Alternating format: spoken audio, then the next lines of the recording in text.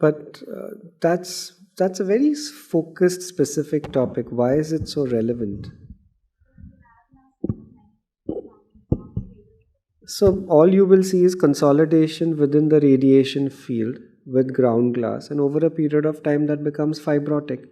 And the fibrosis and the consolidation that you see does not follow the segments of the lung. So you'll actually have, if you have this portal here, right, you will see fibrosis along the medial part of the lungs bilaterally going from upper to lower, not respecting the boundaries of the lung, because the lung damage occurs along the portal.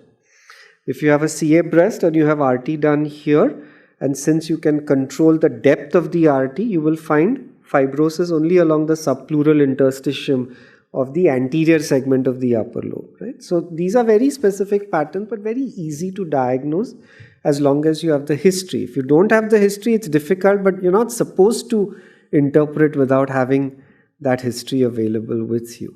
Chemo again is very simple. You have a patient who's had a PET CT done or a CT scan done prior to treatment, has normal lungs.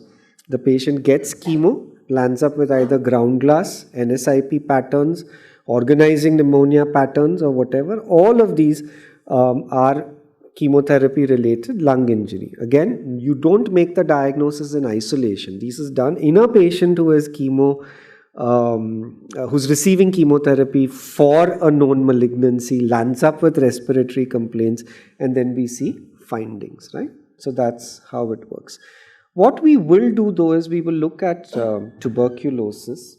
And we will look at tuberculosis for the next 10 minutes from a slightly different perspective.